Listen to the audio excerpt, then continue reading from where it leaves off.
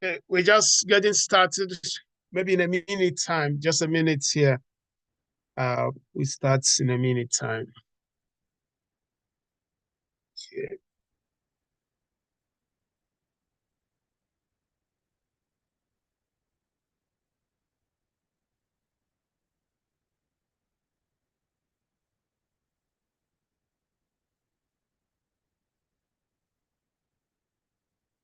Oh, wow, that's a bit. Okay.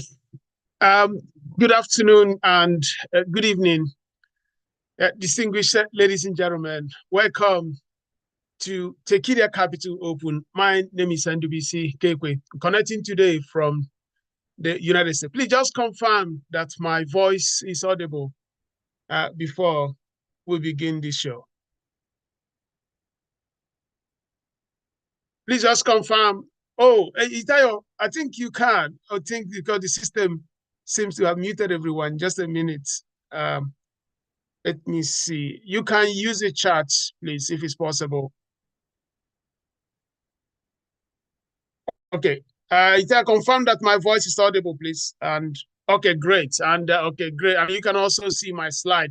Just because this link, we shared it publicly to avoid a lot of distortion, we are freezing the ability for somebody to actually unmute himself. So apologies on that. So I can see that I'm audible and the slide is also visible. Thank you. So now let's get right into it today.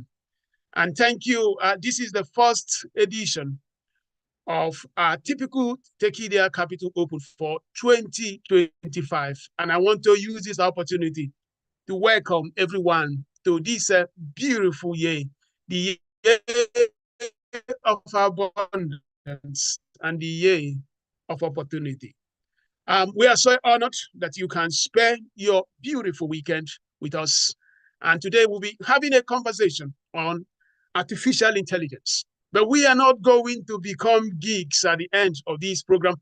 Rather, we are going to look at the fundamental elements of business and how we can unlock abundance and opportunity through this new technology. You know, it's been being the real buzzword over the last few months now. Everyone is talking about AI. Everyone is just having this conversation. Hey, what are we going to do to actually participate at the productive element of this new great technology? So hopefully over the next few minutes, we can have a conversation. We can co-learn on the whole process of creating value so that at the end of the day, we will become better. So let's begin by, I like to show this world map because everything we do, whether it is AI, whether it is going to the farm, whether it is doing TikTok, is really about what do we do, what do we make of, and how do we improve the state of the world. Looking at this world map, you can see that there are many beautiful colors. These are great shapes, great, beautiful nations in different forms, in different ways across the universe. But one thing that is there is this, that in this world, there are frictions, there are problems, there are perturbations, there are challenges. There are frictions of lack of clean water, lack of decent healthcare services, lack of so many things that you can count. But interestingly, within this world, those lack of those things you have identified are also the reasons why there are opportunities. So you don't have clean water in your village, you don't have decent electricity in your community, you don't have this, you don't have this. Those are essentially opportunities that we have in the world. So, but across human history, men and women have been trying everything possible to see how they can actually solve those problems. So you see, we don't have a means of making payments efficiently in Congo, in Nigeria, in America, anywhere. Men and women have to figure out how to build financial services and products so that at the end of the day, that friction could be solved. And that has been the mission of people. That has been the way the world has been structured. That daily weekly, monthly, yearly. We want to see how products and services will be created to overcome the frictions that people, customers, and companies have. But there is only one thing that can take us into that construct. And that thing is that the world we live is nothing but numbers. The world we live is made up of numbers.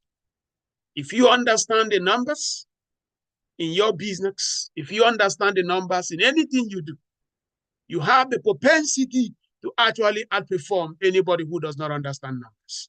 So in other words, if you are a banker and you understand the numbers around the business, there is that chance that you can actually pick opportunities before other people do.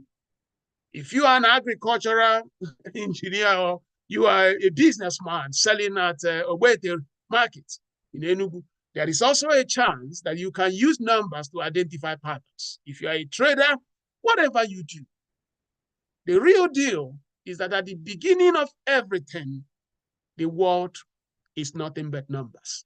This is one of the greatest postulations by Pythagoras. When the Greek philosophers were trying to explain the makeup of the universe, a lot of them came with different postulations. Thales said the world is nothing but water. Heraclitus said the world is nothing but fire. But Pythagoras said the world is numbers. Everything is number.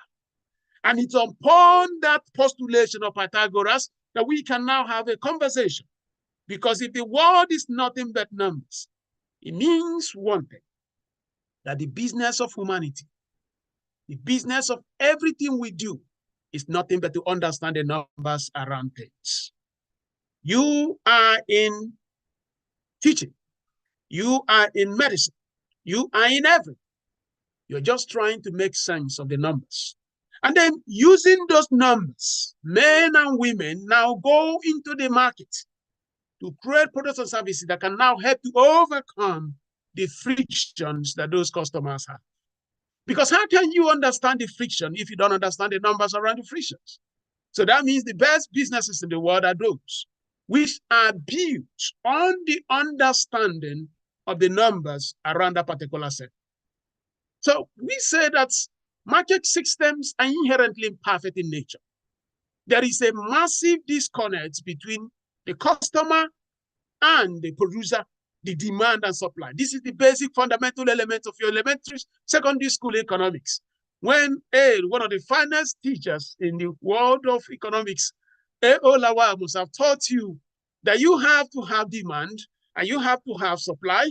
And then when these two people come together, you can now have a possibility of transaction to take place.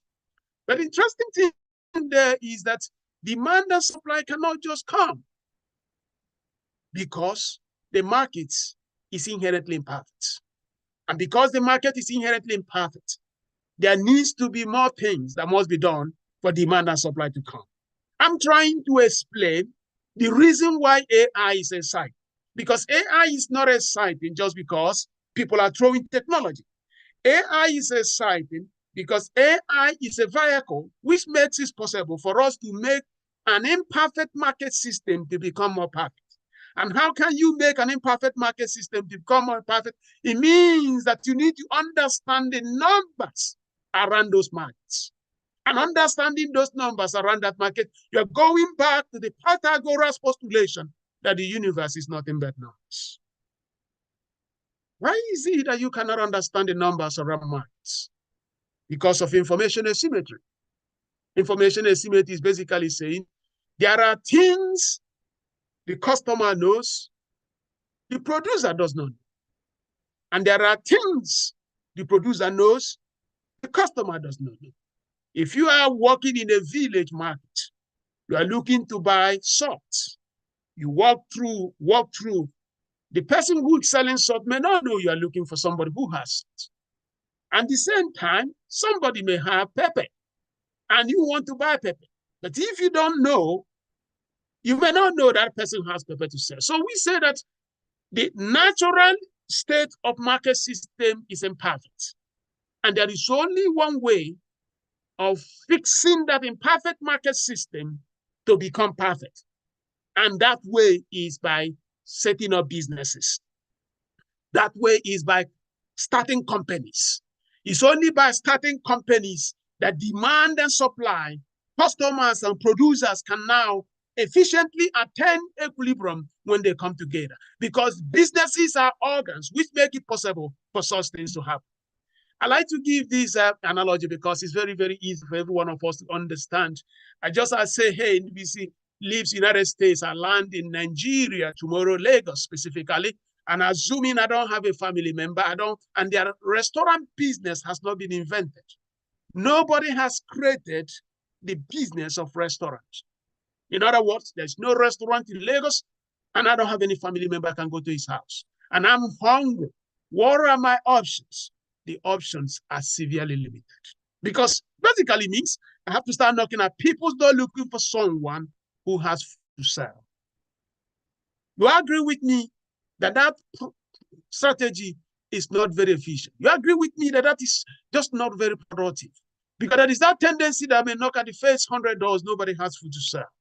But at the same time I'm knocking, somebody has food. I can't discover that person, and that person cannot discover me because of information asymmetry, which means I am hungry, they don't know, they have food, I don't know. How do you solve that problem? One way of solving that problem is somebody opens up a restaurant business. And let's assume that Mama Kemi opens a restaurant business. The next time Ndubisi is hungry, instead of knocking at people's doors, Ndubisi goes to Mama Kemi's restaurant. By going to Mama Kemi's restaurant, Ndubisi now, we serve Orikoiko, all the good stuff, and at the end of the day, Ndubisi pays. What I'm paying Mama Kemi is what we call revenue for her. Revenue is a compensation. Customers pay businesses because those businesses have helped to overcome the frictions they have in the markets. By overcoming the friction of hunger, by serving me food, I compensate Mama Kemi with that money. That money becomes revenue. This is a fundamental element of the market system. It cuts across every field of human endeavor. In banking, it's the same thing. You have money, you can't find somebody to lend that money over a period of time, and you are worried because you still want to get your principal and interest, no story told. You can't find that person, but you have the money looking for somebody to lend that money at an interest. There is no bank, assuming that the banking has not been invented. Historically, it was like that. People had wealth, money. They couldn't find people to lend. And people that needed money couldn't find people to borrow from easily. Somebody now started a bank. You take that money, you give it to the bank. The bank pays you the interest. The bank takes your money, now lend to the other person. Then you return back later for your principal and interest the bank pays. The bank has fixed a friction between both of you, the man who needed money and the person who has money. And for that bank and for that Mama Kemi to fix those frictions, they need to have what we call capabilities. It is upon these capabilities that the evolutions in the market system being built upon. Because by building capabilities, you are basically saying that I have to have the means to build products and services that can help those customers to feel their frictions. So I have a friction of hunger. Mama Kemi has to have capability of making good food. This person has a friction of lack of banking services to lend to somebody. The banker, the banking institution will have capabilities to run an efficient banking system. And that could mean treasury, credit management, and everything. So businesses must exist to fix that imperfect system, to reduce the frictions in markets. And those businesses also must have capabilities that qualify them to create the products and services which are needed to do that. And now, in the process of creating those products and services, many things are important. You need to have knowledge. You need to be a risk taker, capital. These are fundamental economics. We're not going to focus on those things. That what I want to focus right here is the element of the two. Those capabilities, they really comprise of three things. The tools needed for Mama Kemi to do her job, for the banking institution to run, the people. Of course, you need the people, the core elements of driving the factors of production. the pillars upon which those factors of production are built upon. So Mama Kemi needs to get some young people that know how to cook food, people that know how to do customer service. Those are the people. The bankers, they also need to make sure they have great guys who run customer service, credit management. And then they need to have an ordinance, a framework, how they organize everything. Those are the processes. So the people, the processes, and tools. When you now feed in the raw materials of the factors of production, you now get output. Those outputs are what the customers are paying for, what the customers need. But right on these tools, if you advance these tools, you will advance that business. For the bankers, hey, they have been advancing over generations. When they used to write things on a ledger, on a bookkeeping document, to the time when they are using computers. And now those tools are also evolving. And now artificial intelligence making those tools better. You see the area where, as part of building these capabilities, you can also improve your tools. And what we are saying that AI systems are helping to advance the efficiency on the utilization of factors of production because those tools are now moving on. Those are the tools. The knowledge, advancing the tools will help you advance. You go to Mama Kemi's restaurant today, she has used tools to make her services better. She even has a POS. You don't even need to go with cash. Those are now tools that have advanced her business. But these things are great. What are those tools really? Looking at it from the angle of AI. Pythagoras said the world is numbers. If the world is numbers, the business of humanity is making sense of numbers. Everything you do is all about numbers. From the time of Abacus, to the time of slide rule, to the invention of the difference engine, to the time of ENIAC, to the time they invented transistor in 1930s, to the time von Neumann architecture was involved, to the time Giles Kibbe, Robert Noyce came up with integrated circuits in late 1950s, to the time Bill Gates personalized computational systems for making it possible that families can now own computers, not just companies. To this modern era where we have seen an amalgam of exponential growth in this technology system, where you can have your iPhone, have your Samsung, your pockets, because you are trying to make sense of your world, because numbers are being made sense through those computational systems. Man, woman, we've been trying to do one thing, break and understand our world through the understanding of numbers. Artificial intelligence is an extension of whatever that has been happening over generations. Of course, the slide rule of the 21st century is now AI. The abacus of the 21st century AI, because they are still trying to see all these massive data sets that we have in our world. How do we make sense of them? So they have been building more sophisticated systems to make it possible to understand. We say, AI, you're here. This is just that evolution that the transistors of old gave us the microprocessors. And these microprocessors, supported by software, now giving us a new era. And that new era is showing how the shifts in technology systems happen. God, before many, many, many, many years, can go back to the Madison history. Men and women pioneered our world. The people who invented the fundamental element of physics and chemistry. Let's give them. But let's just begin from the time that we can remember. Semiconductors, computers, software, internet, cloud, mobile. Then you fuse, somebody can say crypto. I understand. Hey, Bitcoin, we are all of them.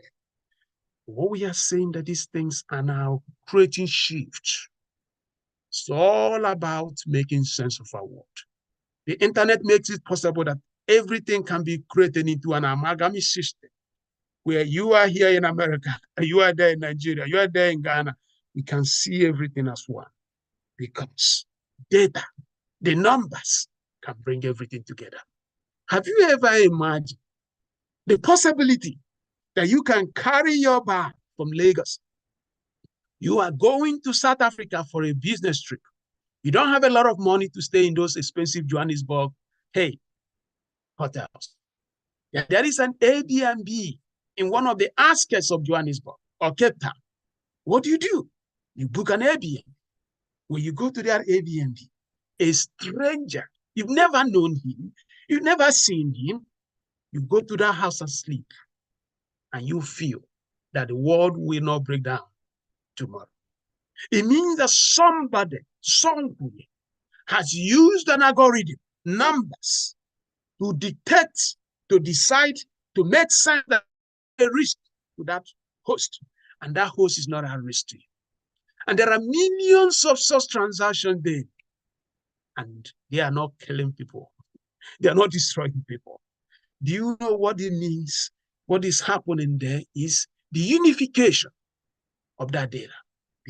Somebody saying, we know that this young lady is going for this trip.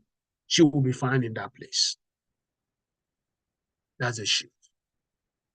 That is the power of that number. Or for the ladies here, your grandparents might have said, please don't enter a car for a stranger.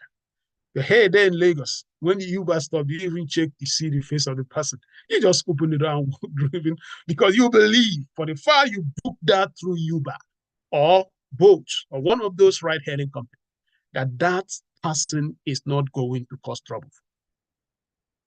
When we are talking about technology shift, we are talking about bringing and making sense of this disparate data sets. And that is the evolution that we have seen. AI is just an extension of it. And if you see that, you can see how the GDPs of nations, the gross world product, the world has been growing. This is a new era, and this is a new moment. So, these numbers and understanding of the numbers, of course, through these new machines, give us competitive advantages. There's so many things. First thing is that they will help you improve your tools for your business. If you are looking at how AI will help you, AI will help you improve whatever tools you are using. Just the same way Microsoft Office.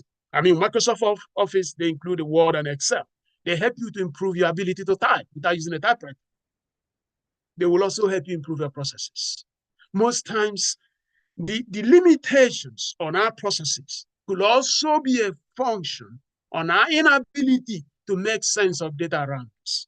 When we now have machines that can help us make sense of numbers around us, our processes can evolve. We can also improve the productivity of people. Just a recent data, the United States said that the productivity in the United States ramped up last year. Of course, when you can close a department and put everything on AI and still get the same outcome, well, why wouldn't productivity not go up? When, hey, companies like Meta, Facebook can just fire people, Salesforce, and yet they are still making more profit. Why not? When banks can close branches. In most parts of America now, it's difficult to find a bank branch where you find human beings. They are closing branches because the branch is in your pocket. Why would productivity increase? Because they are increasingly depending on those numbers in order to run. So they have that efficiency. They help you reduce cost, also drive discovery and accelerating innovation. It's all about the transduction. And I go back to elementary physics, moving from one energy state to the other. That's what they say transduction. Thermodynamics. How do you move now from invention to innovation? That's why I want to now spend a lot of more time here. Because when we are talking about AI, talking about technology, it's not just about the acquisition of technology. Hey, let me just go and buy the latest one. No, we are discussing a fundamental shift on how businesses and nations can move from that phase of invention to that phase of innovation. What do you mean by that? Innovation is nothing but coming up with a new idea. Invention is coming up with a new idea. But innovation is picking up a new idea, to create products and services that are commercialized and available in the markets. You can have all the whole technologies in the world, but if you don't translate that technology to solve a friction in the market, commercializing it, you are still inventing. Invention does not grow balance sheet. Invention does not bring profit. What brings profit in companies is innovation. How do we know that? It's very, very key that we can go back to history. And I like to show this plot here. If you look at these gross world products, I mean, if you run the GDPs of many Western countries, the paradigm is like this. You follow the same path like this. But I'm just using only the GDP of United States and China just to illustrate this point. If you go back to, yeah, okay, great. Can we? Yeah, I think it's recorded, right? It's recorded, please. Yeah, go ahead. So just want to be sure that, can we get, yes, it's recorded. I think I'm also sharing that on YouTube right, as we speak, so it's there. Okay, so look at the GDP of China, you look at the GDP of the United States. You can see from here to here, the GDP was flat. The GDP was also flat here. And if the GDP remains flat over a long period of time, when population, let's say, is also increasing. Based on basic economics, they say that the per capita income is decelerated. That means that if there are, let's say, 200 people here sharing $100, and now there are 300 people sharing the same $100, then there are 5,000 people sharing the home, it means that each person was getting lower amounts. And that was a very, very bad thing. If you go back to your agricultural science, typically in junior secondary too, you must have been introduced to Reverend Martins, who gave us the postulation that food production was growing in arithmetic progression while population was growing in geometric progression. Geometric is like talking about 2, 4, 8, 16, 32, stuff like that. It's a multiplier, while arithmetic is just a kind of a linear. So he was saying that over time, we're going to have what we call Malthusian catastrophe, where the world will run out of food.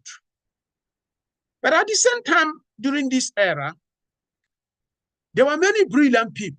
Everything you know about, the time of Pythagoras, the time of physics, chemistry, science, they lived here. Very brilliant people. They lived here. They created all these fundamental knowledge that we are using in physics and chemistry. But you know one thing? They were very poor people. The world was stagnant, no growth, nothing, no product, no service.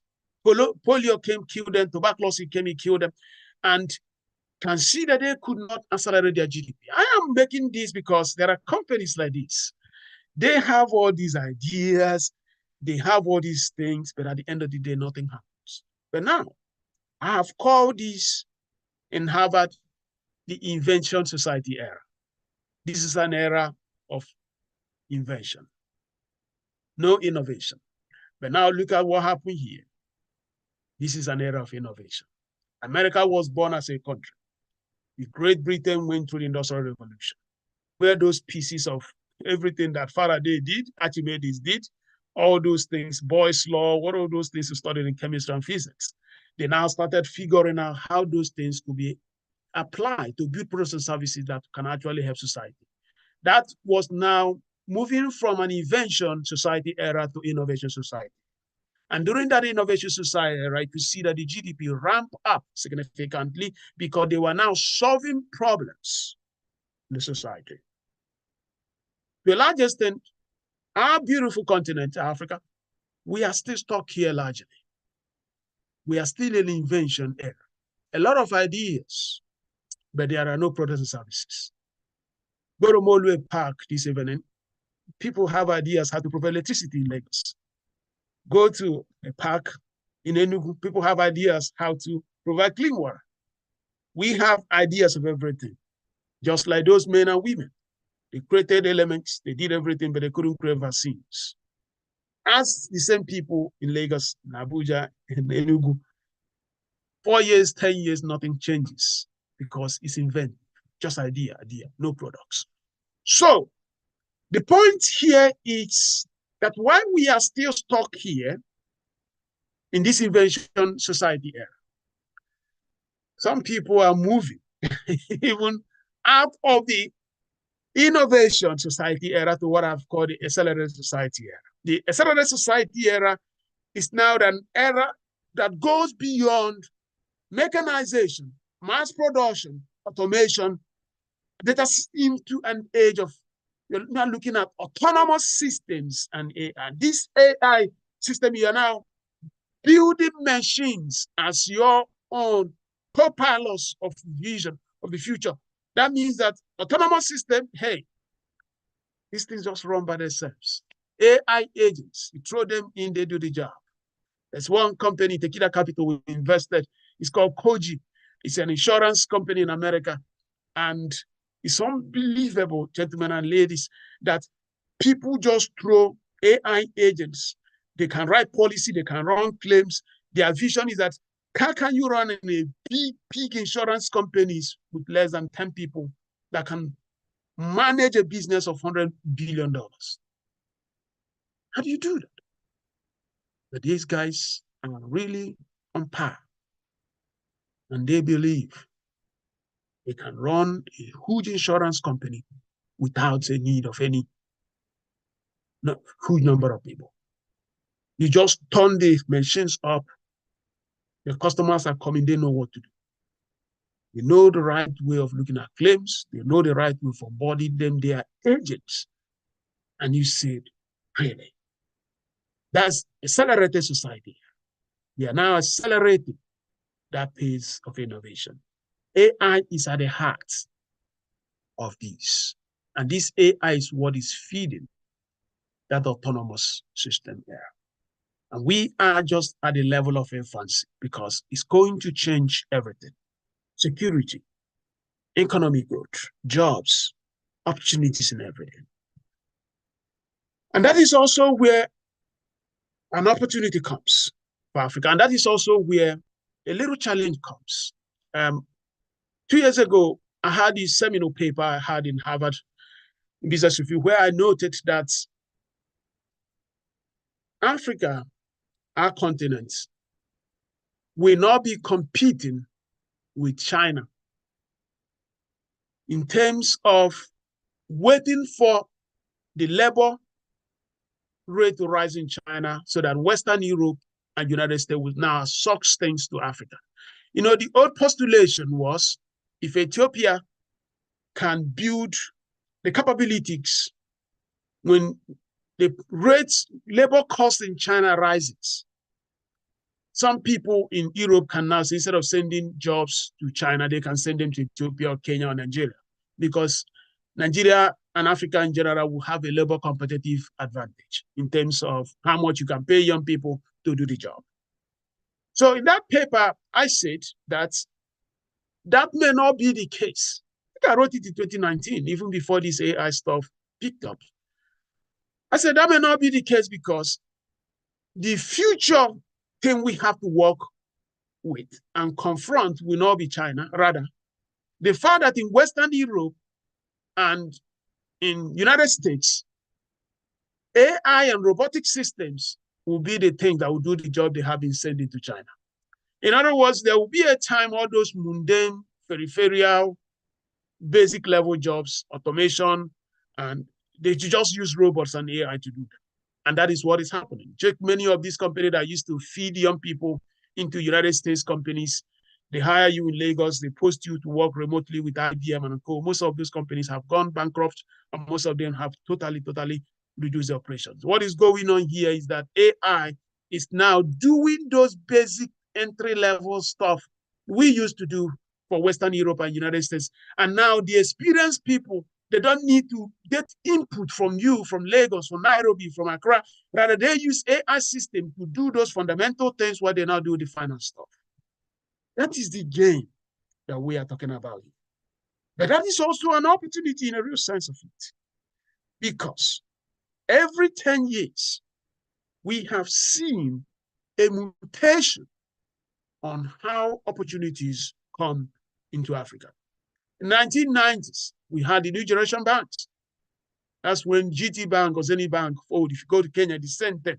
They use technology to actually create a competitive advantage and move into the market. And that was also the time we realized and noted one thing, that charging customers for better service was not a crime. They have commission on turnover, which was we pose a fee on you for giving you better services. Citizens moved the mark and used them. So voice telephony later on when, hey, MTN, Econet, whatever all those things were called, then they came in 20s. Then later on, mobile internets at 2010s when they now turned our phones into nodes of branches, into nodes of our. We are now in the application era where the combinatorial powers of digital systems or mobile internet converging with cloud services going to have the ability to redesign, restructure upon every architectural system that we have in the market. So we're going to see agriculture, technology, energy, education, real estate, everything that is built and everything, because everything is numbers, we change. So AI makes understanding business better because AI is helping you make sense of data, make sense of numbers. You go with data, I go with numbers. And that means the abundance in agriculture. AI is here. And when we say AI, remember, that is that extension of that robotics. The abundance in digital systems, education, real estate, these things are all. In short, we've been working in the Tikidia Mini MBA, and there's a new product we bring in. We're trying to see how do we extend what we do in Tikidia Mini MBA with infusion of AI, not just to help people personalize, but also help people discover their potentials within that space of business. So AI can help us look at those peripheral elements that we are unable today to actually make sense of. So my point is this: during this application utility era, there are going to be massive opportunities across different market sectors. There are already data everywhere. And I think this is from Orakwe, one of our faculty members in AI and Business Masterclass. You see how he used data, how he showed practically how these things are affecting industry by industry, and how if we can actually participate productively, you will see that the moment will come. So I will, oh, sorry, I don't want to, because it's a little long video there. So you see this. What is the grand playbook? The grand playbook is what is the mission of your business? What is the strategic objective you want to accomplish within that technology? And then the fusion of AI and business model. I mean, your business model is the logic, how you make money in a company. You need to understand it and now see how AI can help you. Just throw in the AI, ChatGPT, whatever, will not solve the problem. Because you need to have the ability to understand the business, because AI can help you transform your company, but not run it. And also the workforce will also need an evolution. Because in every company, in every business, there are three things that must come into sync, symphonically, like an orchestra, for great things to happen. The people, the processes, the tools. If you get the AI systems, you can't take care of the people. Nothing will work. And if you get the people and you do the AI, you can't change the processes. Nothing will happen. So the point is this: they have to all work symphonically. Symphonically means it's going to be like an orchestra where you're going to see a beautiful thing. So we need to understand the supremacy of business model. Supremacy of business model is saying that technology is not the goal. It's not the destination. It's also key to say that. What is key is what is that strategic business objective. That strategic objective is what will now help us to see the relevance of how AI can play. The positioning of AI innovation in Africa is great because that is how we're going to bring that abundance era. And what do I mean by that? I use this illustration to explain, rounding up here so that some people may have this. There are three levels. You have the NVIDIA, you have all those NVIDIA, AMD, these are microprocessor companies. These are companies that build microprocessor chips that actually power the foundation of computation in this way. We now have some software companies, very, very elite software company, OpenAI, DeepSeek, Google, they would. There is an opportunity that if you don't pass all these levels, I mean, you don't need to have created Microsoft Windows before you can use Microsoft Windows in your company. You can run on whatever they have to run your business operation. It's just the same way. If you are a digital company here, it's most likely you are using Amazon, AWS, Google Cloud, or Microsoft Azure. And you go to Flora with Robinhood, even Tekidia, we host on the cloud. We don't have to become a cloud computing company to do business. What I'm saying here is this. Don't be too tethered into the whole construct that everyone has to run into this. No, just understand that just like you don't have to be a cloud computing company or host your stuff for you to participate in the digital world, the same thing will happen. People are going to build these foundational systems in AI. The question is, how can you extract? I see OpenAI, DeepSeek, to become the cloud platforms of the 21st century, at least the daily parts of the 21st. Just like Amazon, Google, Azure, they are today the cloud, and you can also include Alibaba and Huawei, of course. Huawei can also include them. They are all the cloud computing ones, but you don't have to be. So the same thing when you look at personal computing system. Some of it are studied electrical engineering. You saw what they say. You have the firmware, the BIOS. From there, you have the operating system. When you are starting your laptop, it boots up. You're working on the firmware, the BIOS, connects into the Windows or Linux or Unix, depending on the operating system you are running. Then at the end of the day, you have the computer is ready. You can now install your TikTok. You can now install your Office. You can whatever you want to do. That you are unable to create Windows does not mean that you don't have an opportunity. So that means that where is really the real deal in this AI stuff that I see many of us need to focus on? There are three critical levels in these AI levels. You have what we call foundation model. The foundation model is a broad spectrum of all these algorithms of different things that look at so many industries. So you can think of a model that includes what a banker may need, what a farmer may need, what a trader may need, what a stylist may need. That becomes the foundation model. So you have companies like OpenAI, DeepSeek build such. Now there is also what we call large language model. Large language model is now a subset of that foundation model. So the foundation model gives you everything. But you don't need everything to run a bank. You don't need what the stylists are doing. You don't need what the pharmaceutical companies are doing. You just want something that can help you in your own specific. So if it's a credit model, you need a large language model for credit management and risk management, things like that. So the point is, in these large language models, I don't see more than 10 companies winning there. And they are going to be supremely very, very well-funded companies. You're looking at the space of OpenAI or companies that are exceedingly supported by the government in so many ways. So you see the Chinese DeepSeek and co. They will have to have the resources to actually power such and drive such level of innovations. But in the large language models, you're going to see them in thousands.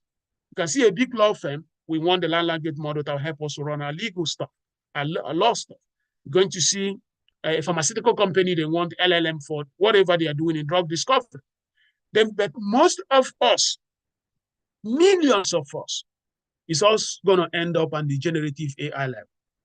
That generative AI level is where we are now going to depend on these LLMs to now build our businesses. Interestingly, this is really where the deal is. And it comes down to going to your office on Monday and asking yourself, what are the areas that you can improve? How can you optimize whatever that you are doing? How can you just run this business more efficiently? It could be that you have an AI agent that can help you drive customer service. You know, it's not just serving the needs of customer. It's not just serving the expectation of customer, but it's really taking the perceptions of customers. Like I have written extensively, I said that companies with expectations of customers can never become category defining company. That the best companies in the world are those who go beyond needs expectations of customer to the level of perceptions of customer. What do I mean by perception of customer? What I mean there is that you are giving customers things they may not have even imagined, anticipated that is actually a possibility. And what that means is you are going to drive growth in a way that has never happened. That is what we're talking about here. And that means moving the downstream to the upstream. We are oil people. That's why I like to use the terminology they use in the oil industry. Everyone understands oil in Nigeria and most part of Africa. So how do we move from the downstream to the upstream? It means the spirit of innovation must come. But I also want to note that it's not everyone that can play at the upstream. There is still massive value at the downstream. At the upstream level is where you now, in the oil industry, you have Shell, ConocoPhillips, you have ExxonMobil. They are really there, capture a huge extra value, sure, because this is value at the vertical axis. If you are playing here, the value you capture is more, but not many companies will be here. But at the downstream, the value is not as much, but there is also value. We will see in the AI space, OpenAI, ChatGPT creator, all of them, such companies will be at the upstream level. But right here, there will be many opportunities. Just like the same way you look at the cement industry, you can also see companies that don't go the cement. They are here at the upstream, and there are people that are distributing and selling cement at the downstream. That does not mean, so it's like, where do you put more time when you're talking about AI? It's likely you are just reading about OpenAI, Google, Gemini, and co. That's not really what you really drive your day. What you should be focusing on is, in your own sector, your own business industry, how can AI drive and improve the task of what you're doing? Because I don't see most of us going to compete at the level of that OpenAI stuff. And as that happens, finally, it's about your positioning. Your positioning is as important as the effort you are putting. I have used what I have called a smiling curve to explain this. And I also want to bring it on these postulations of the AI age. Look at the banking. Let me use the banking sector, the fintech, and the financial services generally. Before, most of the banks woke up. There used to be a time, maybe 7, 8, 10 years ago in Nigeria. Let me use Nigeria. The banks were at delivery and centralization. You open up a bank account, it stays with your bank. Then companies like Flora Wave and Paystack, we open account, open there. Then when you make a payment through them, they take a percentage. They are in the discovery and aggregation.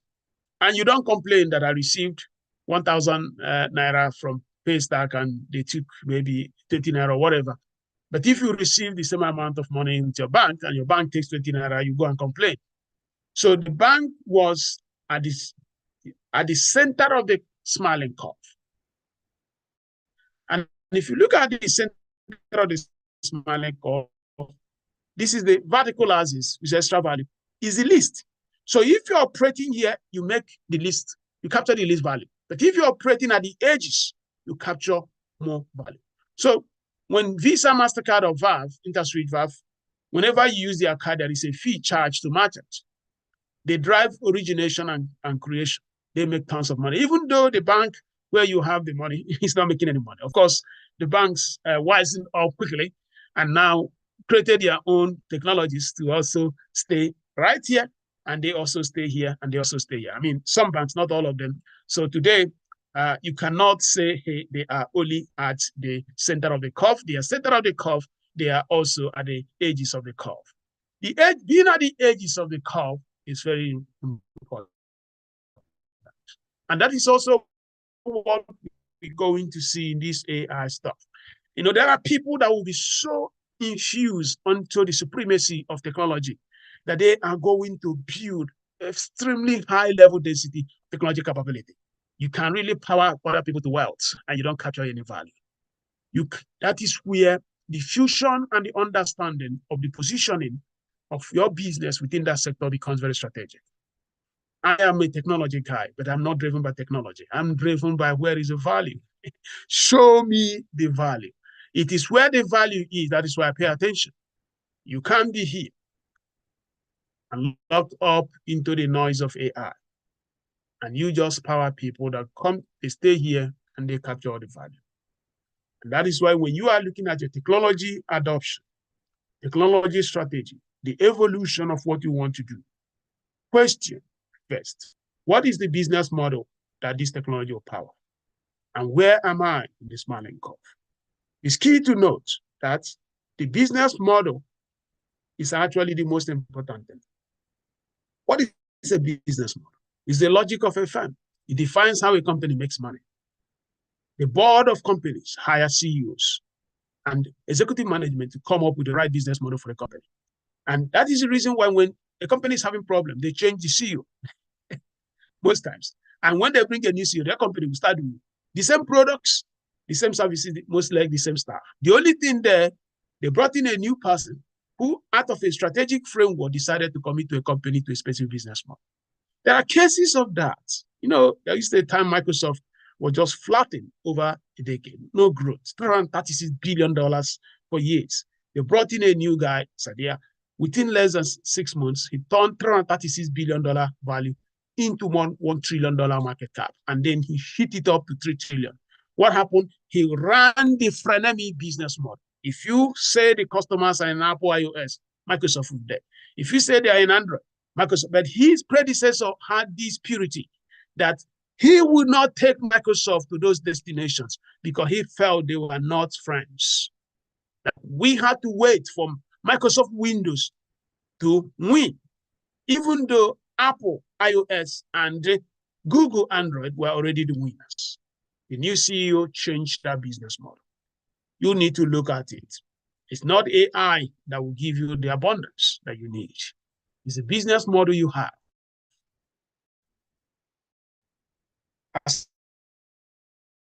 Accelerate. Do that. Great things are expected in the age of era of abundance. You're going to see historical shift on how value is created in the world. If you're looking at this thing here, you can see $36 trillion over the next decade. But what if AI makes this a factor of 2? That would be huge. That will be unseemly full of abundance. Because it's actually a possibility that wealth will become in abundance. But we hope that our wealth is one that comes with shared prosperity, not just for a few, but that all will have abundance. I want to thank you so much for listening. Thank you. That ends our presentation today. I want to know if maybe you can just take 2-3 questions so that I'll allow you back to your family. Thank you so much for joining us at Tekidia Capital Open and Ndubiseke. So, you know, we're starting our next edition, and April will bring in great companies around the world as we participate in the whole construct of entrepreneurial capitalism, bringing the fusion of capital to advance just prosperity, build communities, and make our world a better place. So at the end of the day, in infinite state, I would say, all frictions and all perturbations in this map will go. What a beautiful word. Thank you. And thank you so much. Okay, let me know. Okay, great. How do we run this now? I think, so let me see if I can make you a co-host. I think you do this thing better than anyone. Okay. Okay.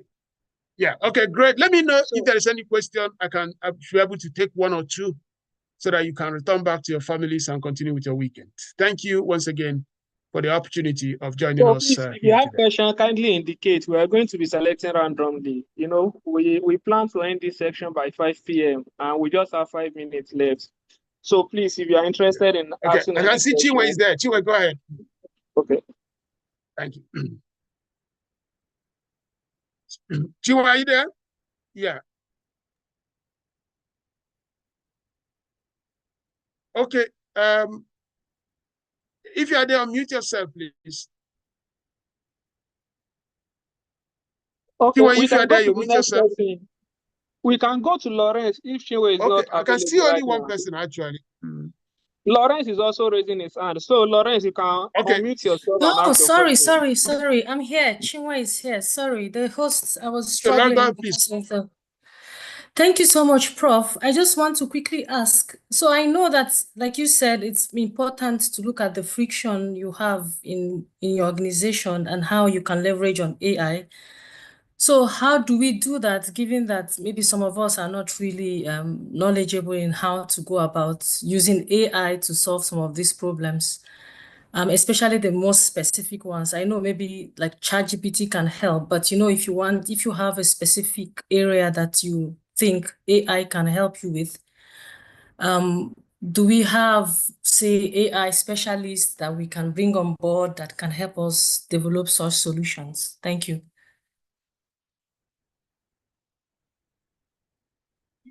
Absolutely. Yes, absolutely. I think there are a lot of people, and especially young people, even there, anywhere part of Africa, they have actually mastered some of the most fundamental elements in this generative AI. Also, internally here at the Kidia Institute, we do have very, very great young people that can help on that. But I would say here, it's not really the technology that's very, very, very, very important here. Rather, it's the understanding of the strategic objective of that company. That understanding and the translation of that business vision into what you want to achieve business-wise is fundamental.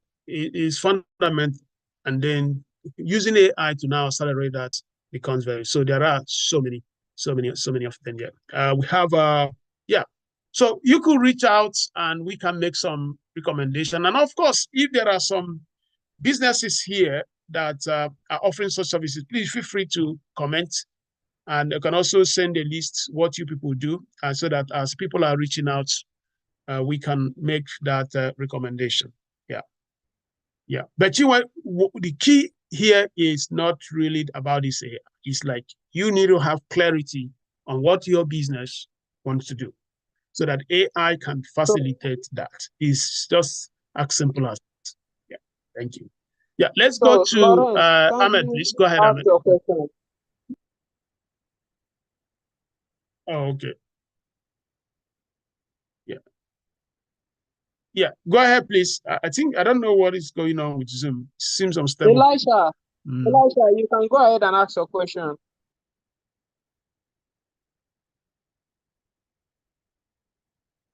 Okay, it's like he can If you are do speaking, that. you will need to unmute. If you are speaking, you will need to unmute. Okay, can you hear me? Hello? Hello? Yes, we can hear you. Go We can ahead. hear you. Go ahead. Okay. No, thank you very much, Prof, for that wonderful presentation.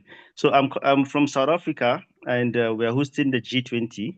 And one of the priorities is that we're looking at how AI can actually be inclusive. South Africa has a challenge of unemployment. So, and I see that there's a lot of potential in AI. So, how do you think we can actually make AI inclusive so that it can benefit those people in the remote areas? Absolutely. Actually, to a large extent, AI just been a piece of technology. When you use it and it diffuses and penetrates into any sector or any economy, there is always a positive.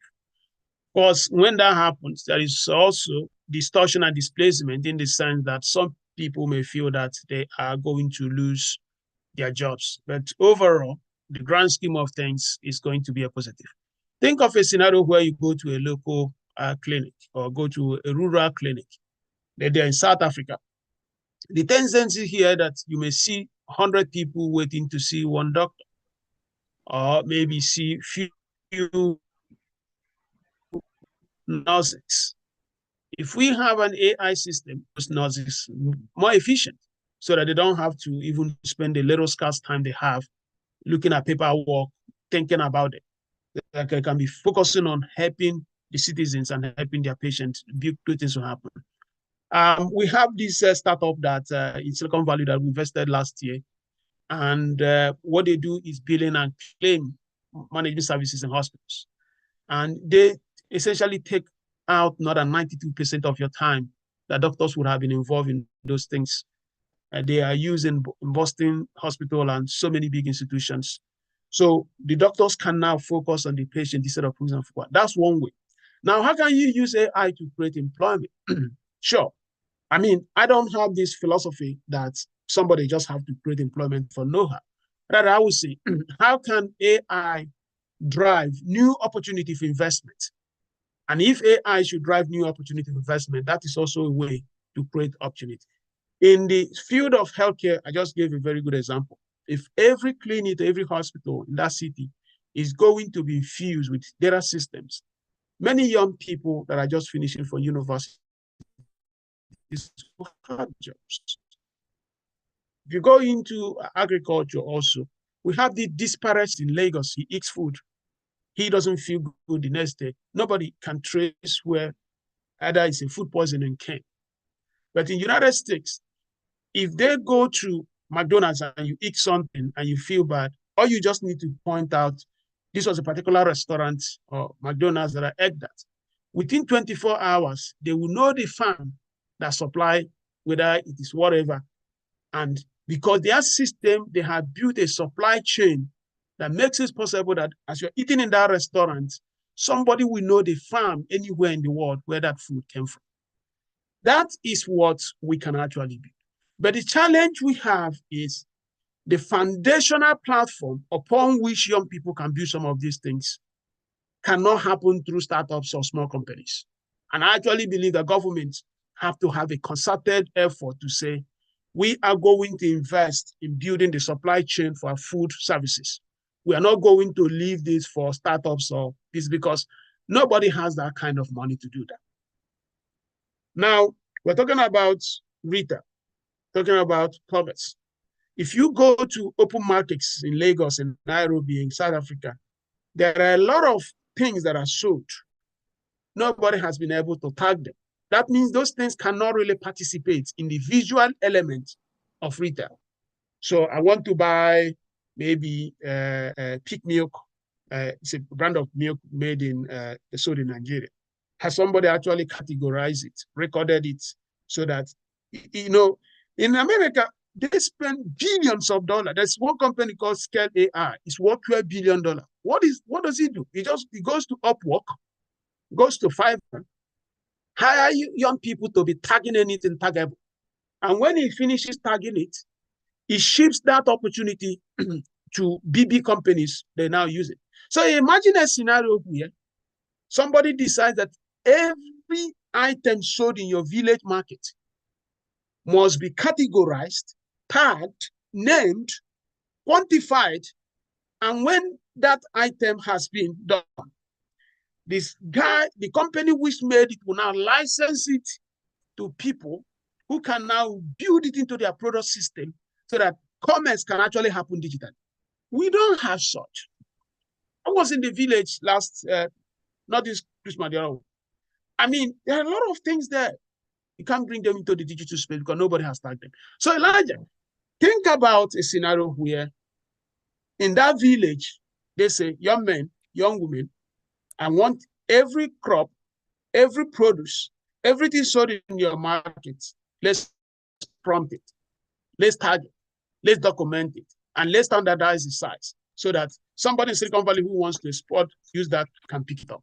That is a way of creating millions of jobs in Africa because we've not even started in that space. So let's go to Adam, please. I want to make sure in the next, I think we will not cross, we will not cross next 11 minutes. Go ahead, Adam. Thank you.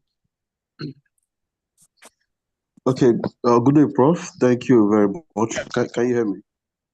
Yes, please. Okay. Loud and clear. Okay, I want to thank you for the lecture.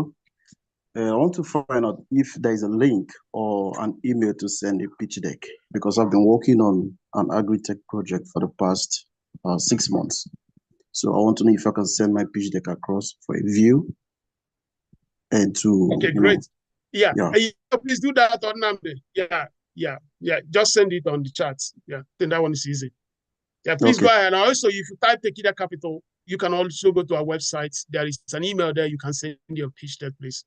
But typically, you don't have to send pitch deck. Just send us your website. We don't want to start getting into knowing too much until we show interest before we start asking for more. Just send us your website without revealing a lot of your confidence. They will not ask for your pitch deck. Yeah. Thank you. So the share is capital@techiga.com. Okay, thank you. Okay, great. Let's go to Michael, please. Let's go to Michael, please. Okay. Michael, go ahead, please. Good evening, sir. Can you hear me? Yeah, good evening. Yes, okay. I was already typing. I'm a farmer in Nigeria here, so I deal with vegetables.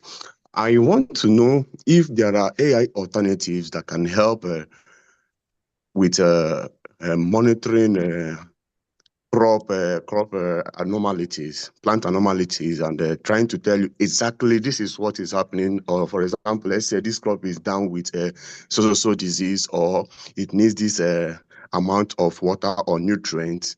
Yes, you can have. There are sensors that do these things, but these sensors are expensive. You cannot actually have access to them as a startup. So I want to know if there are AI alternatives that are able to do these things and transform these things to through mobile devices for easier access and interaction with the plants.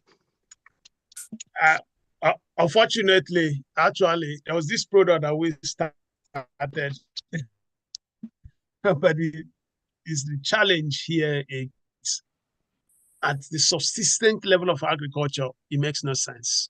So what you're looking at here is having a sensor that can take samples, either NDVI, which is the vegetation of a farm. You pull that vegetation, run a special type of algorithm, NDVI, which is a normal vegetation index that tells you whether a crop has deficiency either in nutrients or either in moisture. And it can also be that you're looking at nitrogen, phosphorus, potassium, the deficiency they have. There are so many of such sensors. Unfortunately, they are not really designed for subsistence agriculture. The subsistence agriculture cannot compound value. Imagine if you buy a sensor of, let's say, $1,000, and you have a plot of land of maybe two plots or 4 plots. It doesn't make business sense. So what happens here is that you need to have this farming in a mechanized large scale, so that when you average the cost of that sensor, it makes sense. Because most times you need that sensor to take that data, either through GSM or satellite, communicate that to a server, where some algorithm after me now tells the farmer what the farmer needs to do, whether the soil is low on phosphorus, potassium, calcium, nitrogen, or all that. It's not really for subsistence farming. I'm sorry to say that. So what I'll suggest here, and I've also made this point in other sessions, how can farmers form cooperatives? You know, it's one of the biggest ironies in Africa. I'm sorry to say that with all humility. We used to have things that worked really well in the past, but either because of lack of trust, everyone wants to run his own show, nobody wants. In the past, question you ask now would have been solved in the old cocoa cooperative society, in the old palm oil society, the old granite one in Kano. They would have said, okay, we're all going to come together. And when we come together, we go to Planet Lab. The Planet Lab, we want all these acres of land mapped through your sensor. And then all of us will have subscription so that we understand our farm very well. But no single farmer has the ability to actually do that. So I would suggest, if possible, let's see how we can get that cooperative spirit back. And when we get that cooperative spirit, AI can now help you to pinpoint what you need at the granular level to prove agricultural productivity. But finally, don't be also to be too fixated on AI. The AI we really need in Africa right now, excluding South Africa, because South Africa is not necessarily Sub-Saharan Africa. It just is located there. They are really well advanced in many things compared to other parts of Sub-Saharan Africa. Is how do you store and preserve the little you produced? Food waste, produce waste account for more than 47 to 51% of this. Many tomatoes, after they are mature, nobody has truck to move them from Bauchi. And they are just left there to go bad. But these farmers, at the beginning of the planting season, every governor is giving them seed, giving them support. But during the harvest period, nobody remembers them because it's no more fashionable. So I want you to pay attention to what you actually do after the harvest, and not necessarily how do I even do the farming, because most of the waste we have in African agriculture happens as a result of lack of storage, lack of means of taking care of those harvested produce. So let's go to Ahmed, please. Go ahead. Ahmed, are you there? Yeah, I'm there. Thank you very much, Prof, for all what you have been doing. I've been following you on LinkedIn, so I see Okay, a go lot ahead, of please. things Go that ahead, you because post. of time. So my question is this: AI is actually changing the face of so many things, and just like the way internet come into place, and it has actually changed from the easy way that we actually it makes our work easier. So what I see in the future is this: it's going to transform so many things, and the aspect of governance too, because we can see that now we are having a shift. If you look at what is happening in US now, we are seeing democracy 2.0 playing out, which is what we are having the current president and the Dodge. And the Dodge is trying to give us democracy 2.0, which I know democracy 3.0 is going to come forward after we have that same system with Dodge added with AI. So we are going to get to that space. So what will happen is we are seeing this AI, it's going to unify the school system because the educational system too, everything is going to converge. Then I'm an IT person. I understand what AI has done because we have made our work easy. Imagine people using Excel. You don't need to bother your head and try to find how you are going to do. Just type it on maybe Copilot. Just type what you want to do. It's going to give you the answer. So it makes our work easier. And the future of productivity, I believe, is going to change a lot. There's going to be a lot of production. So the production, just like what automation has done, that even the breweries, you see lots of production coming out. Then the problem will now be how to take it to market. So we have the population, we have the advantage in Africa. If we can put our things together, I know, just like what you say, that Africa will become like a hub where they'll come to look for skilled labor, that at the end of the day, they'll still come back, everybody will convert, everything will converge here in Africa. And our institution as well, we need to equip our young ones with skills. There's something that somebody said that what makes China different from America, why people are going there. They say if you need like 1,000 specialists on a particular job, you can actually get it in a fall. That's in China at the moment. That's why you see probably the new companies are relocated to China to produce, because they don't have that in US. So while in Africa, I know in the future we are going to get that same thing, that will have lots of skilled labor that is going to be able to do a lot. And AI too will later come. Just like what I experienced in the IT space. What I experienced is year 2000 when computer come up, we call it millennium. So from there, after 5 years, we know that there is what they call internet startup. That's when we started having cyber cafe. So with the internet, what they call cyber cafe coming. So just because time, we have 3 more minutes, 2 more minutes. Time. So because of that, sorry. So I guess you ask your question now. So the question now is this, I'm looking forward to. I'm into energy space and IT. So I've seen the paradigm shift. We can actually design and get a particular solution on time using AI, and which is going really giving us a very good good opportunities, and we are seeing it in that space. With this lecture you just delivered today, I think it's an eye opener to every business to ask the question: where can AI added to my business? And which you have already highlighted the first this way, that just want to move, because I'm just going to suggest and add what you said, because I understand every bit of the presentation. I really want to thank you. Thank you. I have the question: how can AI help on the energy business? So I'll take it with. So Lawrence, you ask so that we can adjust it, because we don't want to add more minutes. We just have a minute. Thank you. So I have a question, Ahmed. So Lawrence, go ahead. Let's see if we can take a question quick, possible. Yeah. Good evening, Prof. Can you hear me? Yeah. Go ahead. Yeah, thank you very much, Prof. Yeah, so we're building a technology hub as a service located here in Lagos, Nigeria. And we have gone ahead to partner with local support networks like the Innovation Support Network Nigeria, and also taking it further to become a partner with Microsoft as an independent software vendor. And we've gone ahead to to publish an offer which is live on the Microsoft App Stores. So, Prof, with your experience in the semiconductors industry, I'd like you to probably drop some insights for us on how can we properly, as an ISV on Microsoft, trying to capture the positivities in AI, as building an agentic AI for this technology hub as a service. How can we deliver top-notch products, looking at it as well from the semiconductors industry, because we are trying to build from this aspect, build our own, design our own chips, looking at it from that angle, because we have seen it, as you said, I think the three areas thank you where so much. values can be Sorry, sir. captured. I understand your question. Yeah, on the first one from Ahmed, let me just say here, in the energy space in Nigeria today, or Africa, excluding again South Africa, Sub-Saharan Africa, if I may, our biggest challenge is that we don't even have the energy in maybe Umuahia, our Kaduna, Lagos, and so.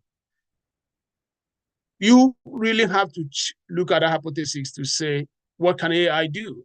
AI is helping people here in the United States to balance their load, know the right time they should start their factories. So if you think that the factory is cheaper from 1 a.m. to 4 a.m. when the cost is lower on the national grid, you put your shift for people to work during that time. And during the peak period, like 2 p.m., maybe 10 a.m. to 4 p.m., you don't put a lot of shifts there. So people are using AI to balance how their energy.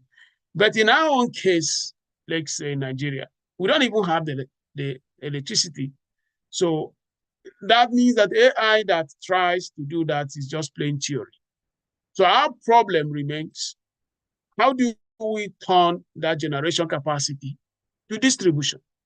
Some of the most profitable, some of the best companies Nigeria Stock Exchange today are generating companies. You have the Transcorp Power, you have the Geregu Power. They make billions in profit. But yet, people don't have light because the generating companies are largely bankrupt or getting bankrupt. So how would AI solve that? I don't think that's an AI problem.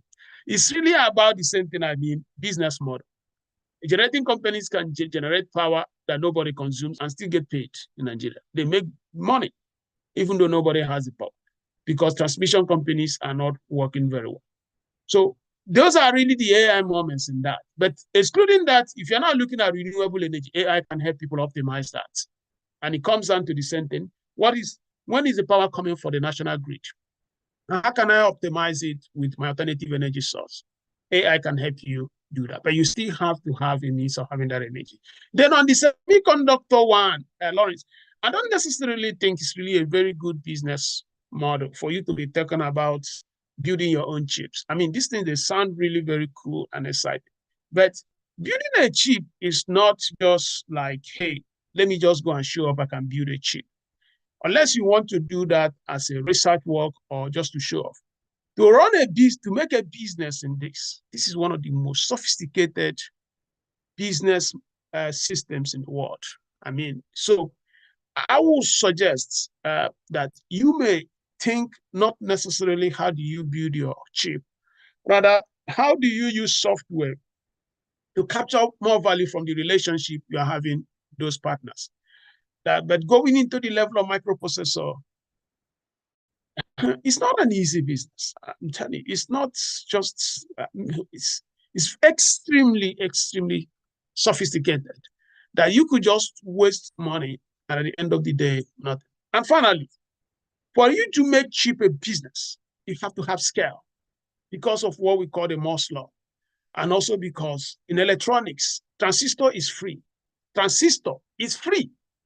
And what does that mean is, if you're designing something, you throw a transistor, nobody cares, because you are producing millions of units, and that takes out that fixed cost.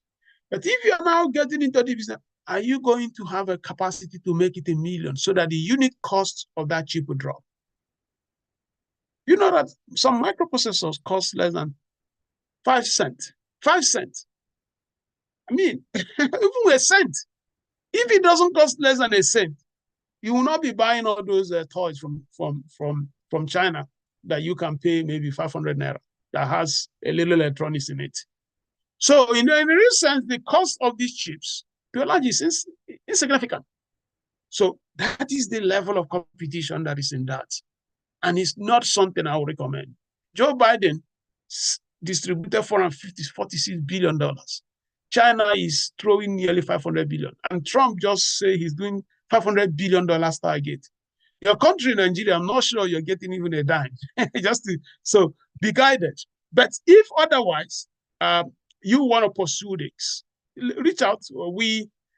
There are a lot of support we can provide technically, but in the business side of it, I don't think. So, gentlemen and ladies, unfortunately, we like to be disciplined here. I've already broken the first rule. Want to thank you so much for joining us at Techidia Capital Open. And of course, I'm also welcoming everyone joining us on Monday at Techidia Mini MBA when that one starts. Thank you, and do have a wonderful afternoon, evening, or morning, depending on where you are. Thank you for making time with us. And stay blessed. We hope to meet and speak next time. Bye-bye. Thank you, Prof. Thank you, Prof. Bye. Thank you, Prof. Thank you. Thank you, Prof. Thank you, Prof.